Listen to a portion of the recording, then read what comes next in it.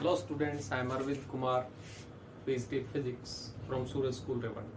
Today we will discuss the next topic from the 6th A unit, that means reflection of light, that is spherical mirror. In last video we discussed the reflection by plane mirror and its special cases also. Now the reflection by spherical mirror. So first question comes in our mind is what is spherical mirror? ठीक है, plane mirror में हम क्या कहते थे कि जो surface होगी वो कैसी होगी, बिल्कुल प्लेन होगी। जो हमारे घर में डेली हम अपने आप को आईने में देखते हैं, दैट इज प्लेन मिरर, और उसकी कुछ स्पेशल प्रॉपर्टीज थी वो हमने डिस्कस की है।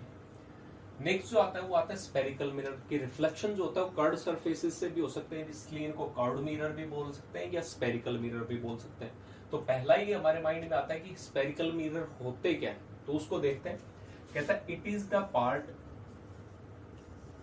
part of hollow sphere, part of hollow sphere whose one side is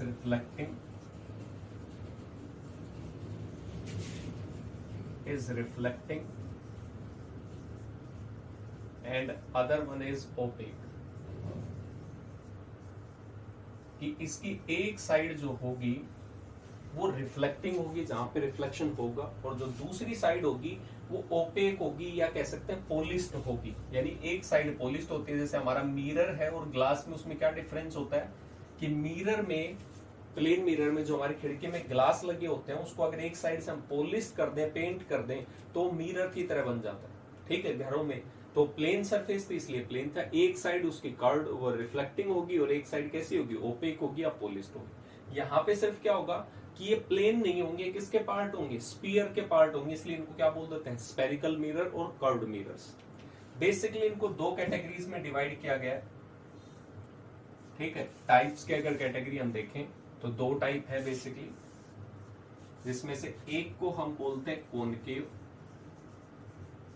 और एक को बोलते हैं कॉन्वेक्स। तो इसमें कैसे डिफाइन करेंगे, अब ये कहेगा कि जो कॉनकेव साइड होती है उसमें जो सेंटर ऑफ कर्वेचर की साइड होगी वो साइड कैसी होगी, रिफ्लेक्टिंग होगी। तो सेंटर साइड, जिधर सेंटर होगा, सेंटर साइड इज रिफ्लेक्टिंग, वो साइड कैसी होगी, रिफ्लेक्टिंग होगी। और दूसरी साइड क्या होगी, ओपेक होगी, उसको पॉलिश कर रखा होगा। कॉन्वेक्स में थोड़ा रिवर्स केस है। इसमें क्या केस है कि जो सेंटर साइड होगी वो ओपेक होगी या पॉलिश्ड होगी, क्लियर हो गया। तो इस कैटेगरी को हम डिवाइड कर देते हैं कि सेंटर साइड जो रिफ्लेक्टिंग है वो कॉनकेव होगी, जैसे केव लाइक स्ट्रक्चर होती है, केव को क्या बोलते हैं, गुफा। तो गुफा तो इसी साइड की होती है, तो इस साइड से अगर किसी में रिफ्लेक्शन होगा तो इसका मतलब वो कैसी होगी, कॉनकेव होगी। और कोई स्ट्रक्चर ऐसी हो इधर से, तो इसका मतलब ये सेंटर की साइड में तो कैसा है, पॉलिश्ड है, तो रिफ्लेक्शन तो इस साइड से होगा, जो सेंटर से दूर है, अवे फ्रॉम द सेंटर, तो वैसी साइड को हम क्या, उस मिरर को क्या बोलेंगे, कॉन्वेक्स मिरर बोलेंगे। इसकी कैटेगरी देखते हैं, क्या था, पार्ट था स्फीयर का, तो मैंने ये कहा कि हाँ ये स्फीयर है, सॉरी दोबारा बनाते हैं।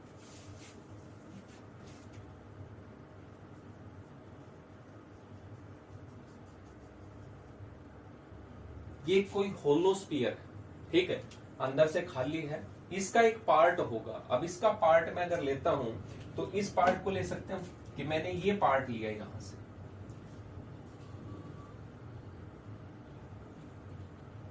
इसका आर्क का सिर्फ ये पार्ट लिया। अब ये पार्ट तो आपने कट कर लिया मान लेते हैं, ठीक है, लेकिन इसकी एक साइड, जैसे यहां से हमने कट कर दिया, इसका इधर का पोर्शन वो कट कर दिया, सिर्फ ये पार्ट बचा, तो इसका सेंटर जो होता वो तो यही था, सेंटर। क्लियर हो गया। इसमें काफी डेफिनेशन है, वो भी डिस्कस करेंगे, तो ध्यान से देखेंगे इस चीज को। अब इसकी जो आउटर साइड थी उसको मैंने पॉलिश कर दिया। पॉलिश को हम इस तरीके से दिखाते हैं, डॉटेड पोर्शन से। ये साइड जो होगी वो कैसी होगी, पॉलिश्ड। अब पॉलिश जो होती है वो अलग अलग कैटेगरीज में होती है, ठीक है, एल्यूमिनियम की भी होती है और कॉपर की भी पॉलिश होती है, लेकिन वो हमारे सीबीएसई सिलेबस में नहीं है, तो हमसे नहीं पूछा जाएगा कि टाइप्स ऑफ पॉलिश कैसी होती है। तो यहाँ पे ये पॉलिश कर दिया, आउटर साइड पॉलिश थी, इनर साइड जो होगी वो कैसी होगी, रिफ्लेक्टिंग होगी। ये जो अंदर की साइड से होगा वो रिफ्लेक्टिंग होगी, वहां से रिफ्लेक्शन होगा, तो इसलिए जो सेंटर की तरफ say that is reflecting, and जो अवे फ्रॉम द सेंटर थी वो क्या होगी, पोलिस्ट होगी। तो इस टाइप को हम क्या बोलेंगे, कॉनकेव मिरर। क्या बोलेंगे, कॉनकेव मिरर। ठीक है, दूसरा भी देख लेते हैं, कॉन्वेक्स। ये भी स्फीयर के ही तो पार्ट होंगे, होलो स्फीयर के। तो यहां पे देखते हैं, मैंने एक स्फीयर बनाया यहां पे,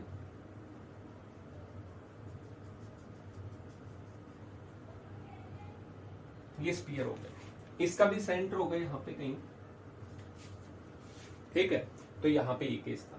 अब जो सेंटर की साइड होगी वो कैसी होगी, पोलिस्ट होगी इस केस में। तो मैंने क्या किया कि इसको इस तरीके से बनाया, यहां से मैंने कट किया, इस पोर्शन को यहां से कट किया,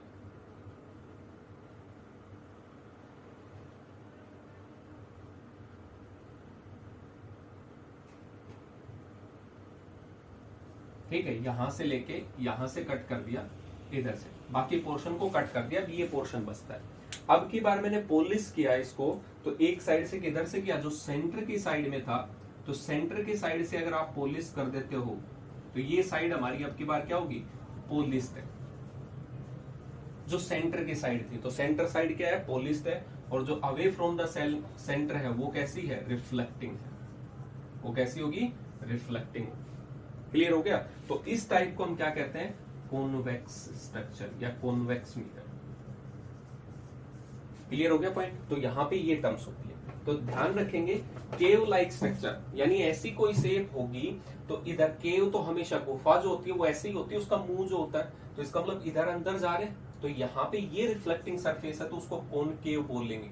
और इसके अपोजिट जो है, जो ऐसे टाइप के स्ट्रक्चर बाहर से आ रहे, तो कभी भी जो शेप होती है केव की वो ऐसी नहीं होती, बल्कि ऐसी होती, इस साइड से देखेंगे तो इसका मतलब ये दूसरी साइड कैसी होगी, कॉन्वेक्स होगी। अब इसमें कुछ छोटी छोटी डेफिनेशंस हैं जो मैं लिख नहीं रहा, मैं आपको समझा देता हूं इसमें क्या होती है। एक टर्म्स आपसे पूछी जाती है इसमें, सेंटर ऑफ कर्वेचर। क्या पूछी जाती है, सेंटर ऑफ कर्वेचर। बहुत इजी इजी सी है, छोटी छोटी डेफिनेशंस हैं, उसको ध्यान से देखेंगे। इसको हम रिप्रेजेंट जो करते हैं वो सी से करते हैं। किससे लिखेंगे, सी से। यहाँ पे जो सेंटर होता है, नाम में सेशन है, याद करने की जरूरत नहीं है, कि ये जो कर्वेचर पोर्शन था उसका जो सेंटर होगा that is called centre of curvature. नाम में आ गया सब कुछ, कि हमने पूरा स्फीयर नहीं लिया, हमने कर्व पोर्शन लिया है स्फीयर का, तो इसका मतलब इसका जो पोर्शन होगा, इसका जो सेंटर होगा that is called centre of curvature. कि यहाँ पे कह सकते हैं कि जो कर्वेचर था, जो पार्ट लिया था हमने मिरर बनाने के लिए, it is the part of A sphere and centre of that sphere is called centre of curvature. तो यहाँ पे सी से रिप्रेजेंट करते हैं। एक टर्म्स आप पढ़ते हो पोल, बार बार आएगा टर्म्स, पोल को हम पी से रिप्रेजेंट करते हैं। कहता है कि जो मिरर होता है, मिरर का कोई ना कोई साइज होगा, ठीक है, उसका जो मिड पॉइंट होगा, ये कर्वेचर हमने लिया यहां से यहां तक, तो इसका जो मिड पॉइंट होगा that is called pole. Mid point of the curvature या spherical mirror is called pole. यहाँ पे इसमें भी होगा, कॉन्वेक्स में इसका मिड पॉइंट होगा, ऐसे लेंगे, ये पोल। ठीक है, नेक्स्ट जो आएगा वो आएगा रेडियस ऑफ कर्वेचर। नाम में सजेशन है, क्या टर्म्स है यहाँ पे, रेडियस ऑफ कर्वेचर। इसको हम किससे रिप्रेजेंट करेंगे, कैपिटल आर से। फिक्स नहीं सिंबल से, याद रखेंगे। तो रेडियस है किसकी, कर्वेचर की। अब कर्वेचर किसका पार्ट था, स्फीयर का, तो इसका मतलब यहाँ पे सेंटर से और इसके सरकमफ्रेंस तक या इसकी पेरिफेरी तक अगर जाएंगे दैट इज कॉल्ड, क्या होगा वहां पे, रेडियस ही तो हो गई। चाहे वो कॉन्वेक्स हो, पोल से, पोल कहां पे था, स्फीयर के ऊपर, और सेंटर ऑफ कर्वेचर से और कहीं पे भी जाओगे तो ये क्या कहलाता है, रेडियस ऑफ कर्वेचर ही तो कहलाता है। तो इसको बोलते हैं रेडियस ऑफ कर्वेचर। क्लियर हो गया। तो ये टर्म्स थी। एक टर्म्स हम बोलते हैं बार बार अपर्चर।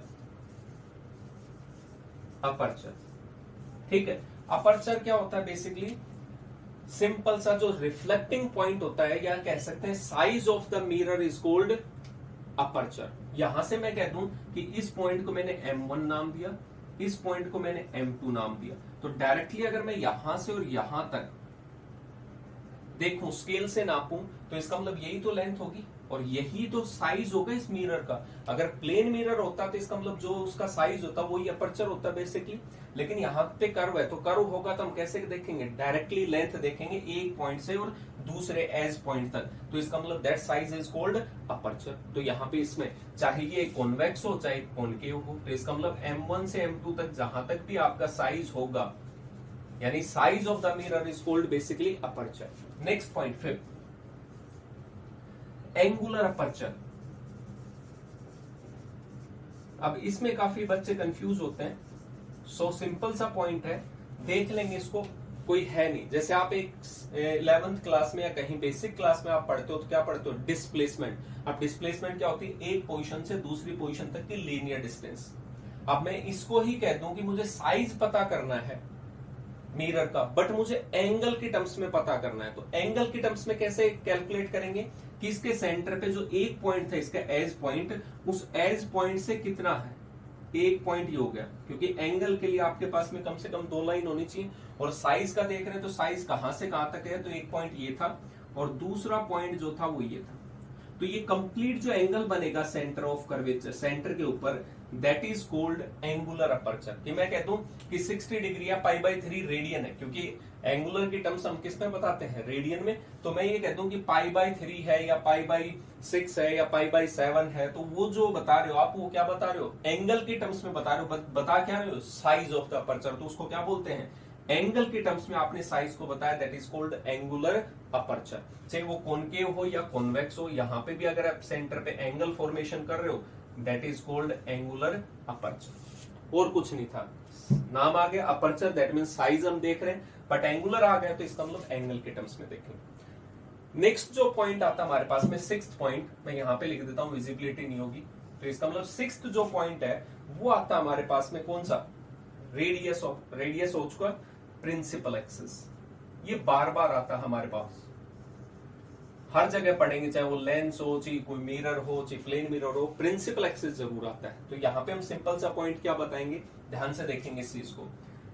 इस लाइन को जो सेंटर से और पोल तक जा रहा था, तो इतनी डिस्टेंस को तो आप क्या बोल रहे थे, रेडियस से, कहीं पे भी ले लें इस कर्व पोर्शन पे, तो रेडियस ही रहेगा, सेंटर से और इस पेरिफेरल की डिस्टेंस रेडियस ऑफ कर्वेचर है।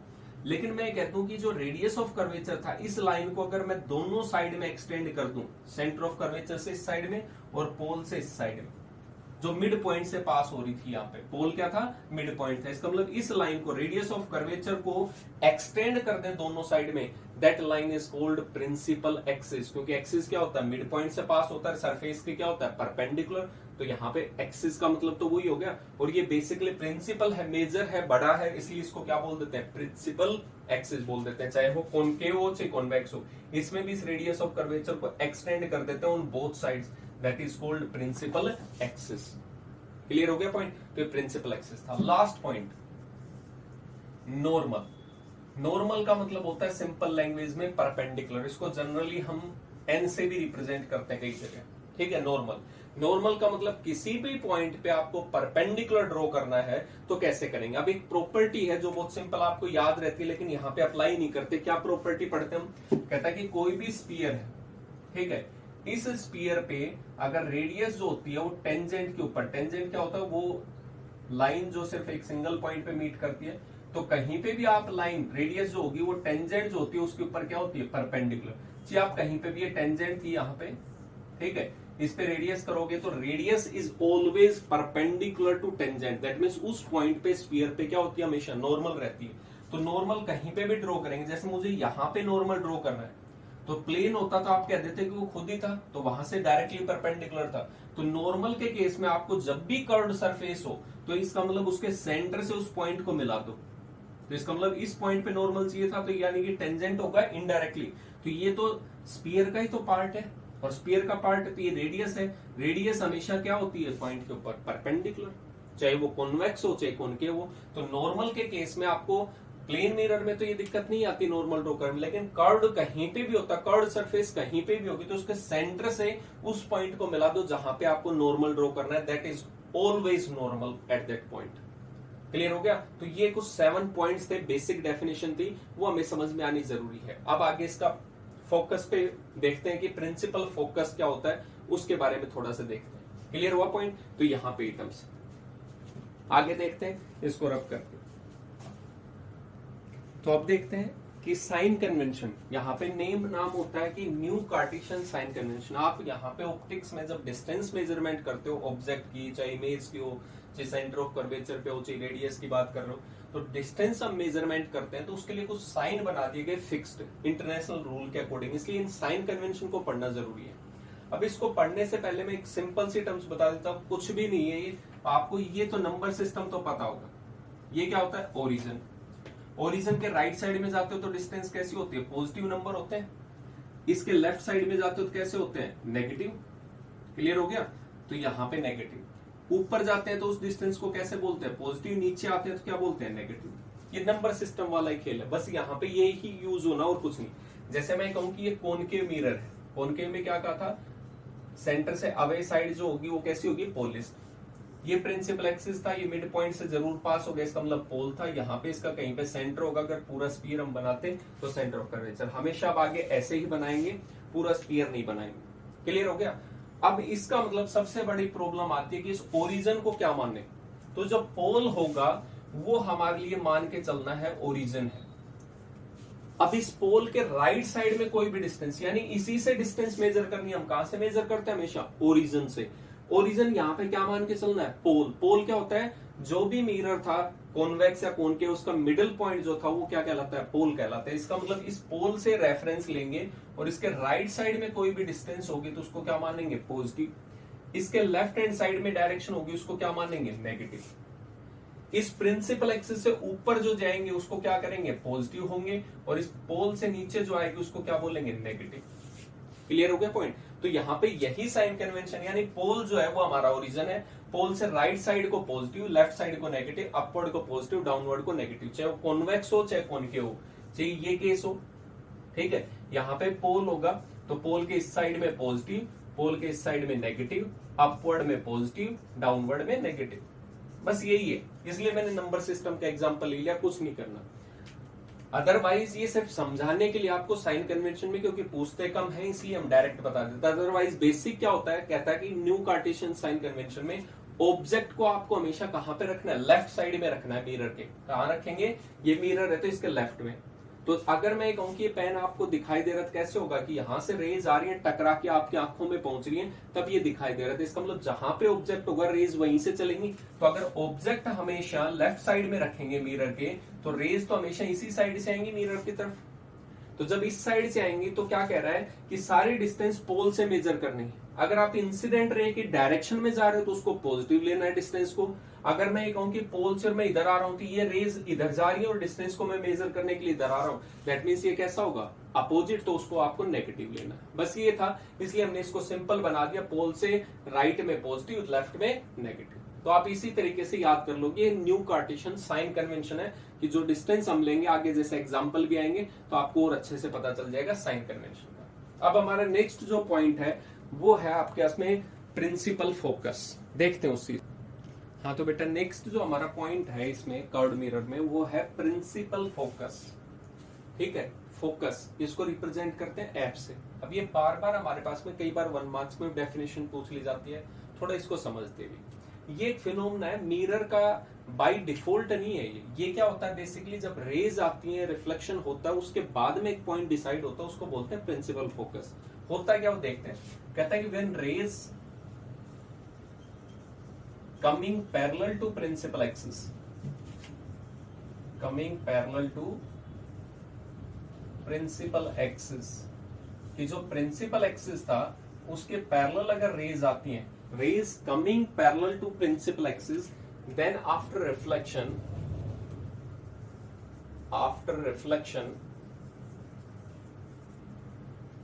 they meet और अपीयर टू मीट, या तो एक्चुअल में मिलेंगी या अपीयर होंगी वहां पे मिलने के लिए, appear to meet at a point, that point is called principal focus. क्योंकि ये जो पॉइंट हमें मिलता है वो प्रिंसिपल एक्सिस पे ही होता है, इसलिए ये फोकस जो होता है वो प्रिंसिपल एक्सिस पे था, इसलिए इसको क्या बोल देते हैं? प्रिंसिपल फोकस बोल देते हैं, क्योंकि जनरली यही पढ़ते हैं। अगर रेज पैरेलल नहीं आती, वैसे दूसरे एंगल पे पैरेलल होती है, तो इसका मतलब प्रिंसिपल पे नहीं बनेगा वो फोकस, वो किसी पॉइंट पे अलग पे बनेगा, इसलिए वो फोकस अलग हो जाता है। लेकिन हम यहाँ पे बात करते हैं प्रिंसिपल फोकस की। देखते हैं इस चीज को समझने के लिए। मैंने कहा कि रेज जो आ रही है पैरेलल आ रही है। पैरेलल कहां से आएंगे रेज? कोई नजदीक होगा, जैसे मैं पेन कहूं तो इससे तो अलग अलग एंगल पे जाएंगे। मेरे को दिखाई दे रहा है, इसका मतलब मेरी आईज में आ रही है, आपके आईज में जा रही है, उनको यहाँ पे थर्ड पर्सन उधर भी जा रही होंगी, जहां पे भी होगा सभी एंगल पे जा रही है। तो ये रेज सभी पैरेलल तो नहीं हो सकती।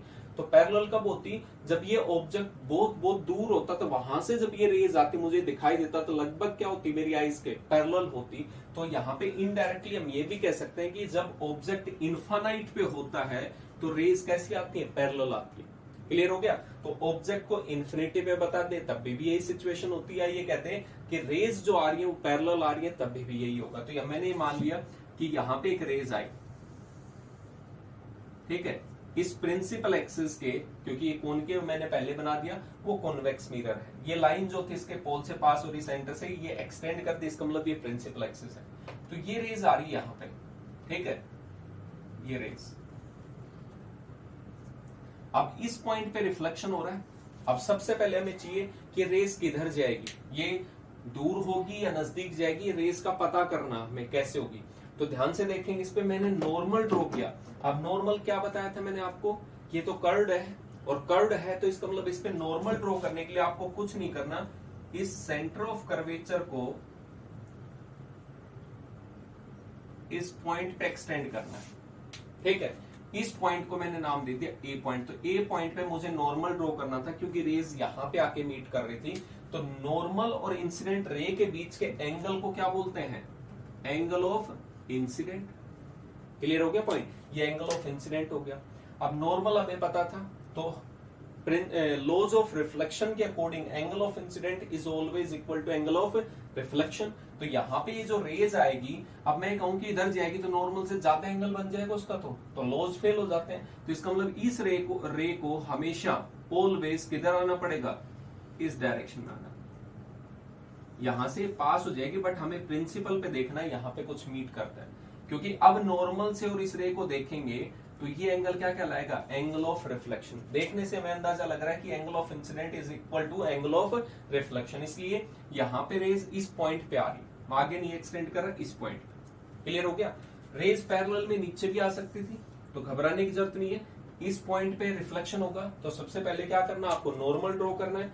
नॉर्मल के लिए क्या बताया था? इस पॉइंट पे बी, इस पॉइंट पे कर्व को आपको क्या करना है? सेंटर से मिला देना। दैट मींस ये क्या होगी? रेडियस होगी। रेडियस हमेशा सर्कमफ्रेंस पे क्या होती है? परपेंडिकुलर।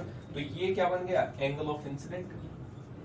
तो एंगल ऑफ रिफ्लेक्शन कौन सा होगा? यहां से रेज जो होगी वो इस डायरेक्शन में जाएगी यहाँ पे, तो ये एंगल जो बनेगा वो क्या हो जाएगा? Angle of reflection. और भी कोई रेज जाएंगी तो वहां पे फोकस होगा, जैसे मैं एक और बना देता हूं, लेकिन टिपिकल डायग्राम हो जाएगा आपको इसी से।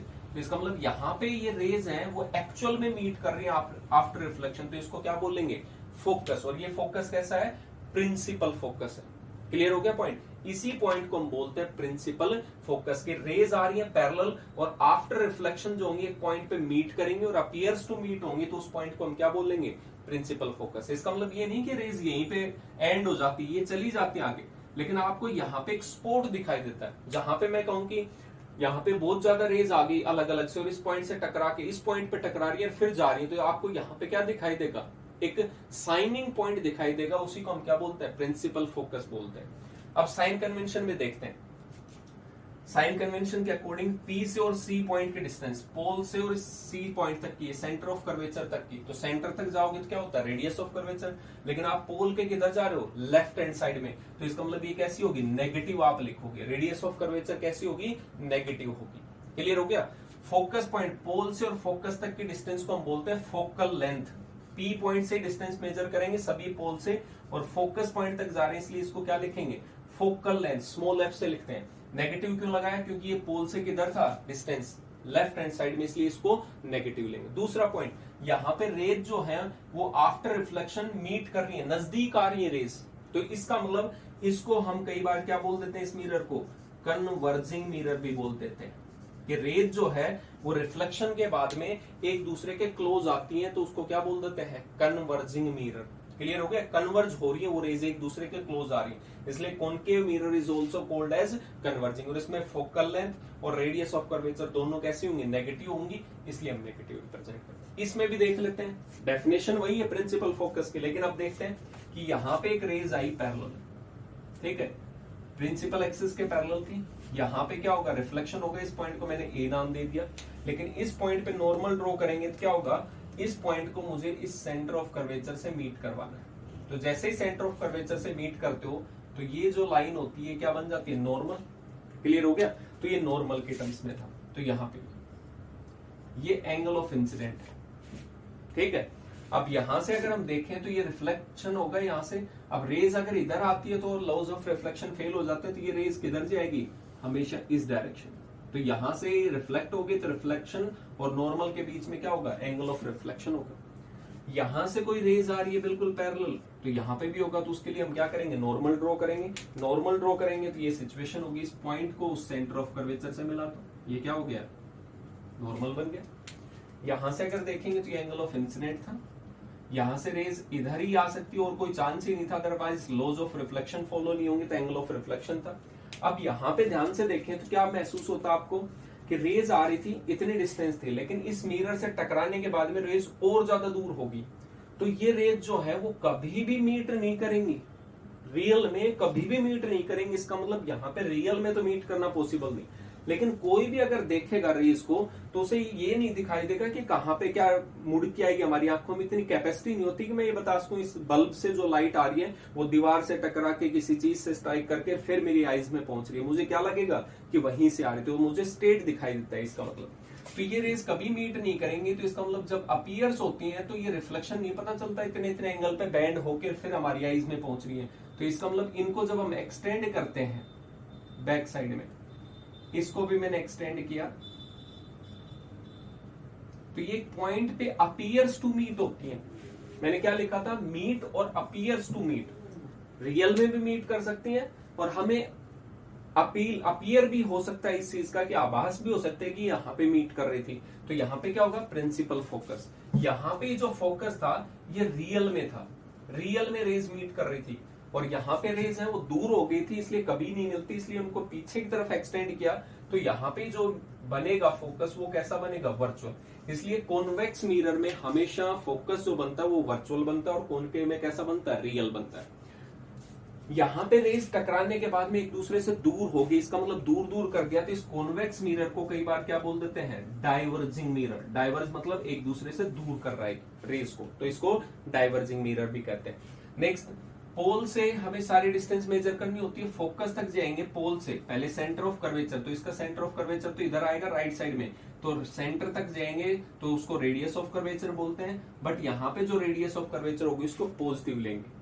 न्यूमेरिकल में आपको न्यूमेरिकल वैल्यू मिलेगी, जैसे मैं कह दूं कि radius of curvature of 5 centimetre, तो आप क्या लिखोगे कॉन्वेक्स में कि +5 होती है, कहीं पे -5 लिखा होगा, इसका मतलब आपके माइंड में आ जाना चाहिए कि कौन सा मिरर है, वहां पे कॉनकेव मिरर है।